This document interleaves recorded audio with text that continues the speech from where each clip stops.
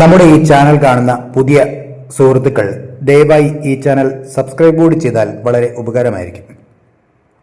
നമസ്കാരം. ലോകം ഉറ്റുനോക്കുന്ന ഒരു വലിയ നയതന്ത്ര പോരാട്ടത്തിന്റെ വാർത്തകളാണ് അന്താരാഷ്ട്ര തലത്തിൽ നിന്ന് ഇപ്പോൾ പുറത്തുവരുന്നത്. ഇസ്ലാമാബാദിൽ നടക്കാനിരിക്കുന്ന നിർണായകമായ സമാധാന ചർച്ചകൾക്ക് തൊട്ടു മുൻപ് ലോകരാഷ്ട്രങ്ങളെ ഞെട്ടിച്ചുകൊണ്ട് പാകിസ്ഥാനും ഇസ്രയേലും തമ്മിലുള്ള വാക്പോര് മുറുകിയിരിക്കുകയാണ്. പാകിസ്ഥാൻ പ്രതിരോധ മന്ത്രി ഖ്വാജ ആസിഫ് ഇസ്രയേലിനെതിരെ നടത്തിയ ക്യാൻസർ പരാമർശവും അതിന് മറുപടിയായി പാകിസ്ഥാനെ ചരിത്രത്തിലാദ്യമായി ഒരു ഭീകരരാഷ്ട്രം എന്ന് ഇസ്രയേൽ മുദ്രകുത്തിയതും ആഗോള രാഷ്ട്രീയത്തിൽ വലിയ ചലനങ്ങൾ സൃഷ്ടിച്ചു കഴിഞ്ഞു. എന്താണ് യഥാർത്ഥത്തിൽ സംഭവിച്ചത്? നമുക്ക് വിശദമായി പരിശോധിക്കാം. വിഷയത്തിന്റെ തുടക്കം പാകിസ്ഥാൻ പ്രതിരോധ മന്ത്രി ഖ്വാജ ആസിഫിന്റെ ഒരു സോഷ്യൽ മീഡിയ പോസ്റ്റിൽ നിന്നാണ്. ഇസ്രയേൽ മാനവരാശിക്ക് ഒരു ശാപമാണെന്നും പലസ്തീൻ മണ്ണിൽ പടരുന്ന ഒരു ക്യാൻസറാണ് ആ രാജ്യമെന്നും അദ്ദേഹം കുറിച്ചു. ഇസ്രയേലിന്റെ സ്ഥാപകർ നരകത്തിൽ എരിയട്ടെ എന്നുകൂടി അദ്ദേഹം പറഞ്ഞതോടെ സംഗതി വഷളായി. ഗസയിലും ഇറാനിലും ലെബനനിലും ഇസ്രയേൽ വംശഹത്യ നടത്തുകയാണെന്നായിരുന്നു അദ്ദേഹത്തിന്റെ പ്രധാന ആരോപണം. എന്നാൽ ഇസ്ലാമാബാദിൽ ഒരു സമാധാന ചർച്ചയ്ക്ക് ആതിഥേയത്വം വഹിക്കാൻ തയ്യാറെടുക്കുന്ന ഒരു രാജ്യത്തെ ഉത്തരവാദിത്തപ്പെട്ട മന്ത്രിയിൽ നിന്ന് ഇത്തരം വാക്കുകൾ ആരും പ്രതീക്ഷിച്ചിരുന്നില്ല.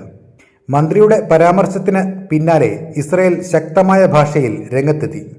ഇസ്രയേൽ വിദേശകാര്യമന്ത്രി ഗിദിയോൺ സർ തന്റെ ഔദ്യോഗിക പ്രതികരണത്തിൽ പാകിസ്ഥാനെ ഒരു ഭീകര രാഷ്ട്രം എന്നാണ് വിശേഷിപ്പിച്ചത്. ഇസ്രയേലിന്റെ ചരിത്രത്തിൽ ആദ്യമായാണ് രാജ്യം പാകിസ്ഥാനെതിരെ ഇത്രയും കടുത്ത ഒരു നയതന്ത്ര നിലപാട് പരസ്യമായി സ്വീകരിക്കുന്നത്. ഖ്വാജ ആസിഫിന്റേത് അന്ധമായ ജൂത വിരോധമാണെന്നും സ്വന്തം ജനതയെ വഞ്ചിക്കുന്ന സർക്കാരാണ് പാകിസ്ഥാനിലേതെന്നും ഇസ്രയേൽ തുറന്നടിച്ചു. പ്രതിരോധ മന്ത്രിയുടെ പോസ്റ്റ് പിന്നീട് ഡിലീറ്റ് ചെയ്യപ്പെട്ടെങ്കിലും ഉണ്ടായ ആഘാതം വളരെ വലുതായിരുന്നു. ഈ വിവാദത്തിന് മറ്റൊരു വശം കൂടിയുണ്ട്.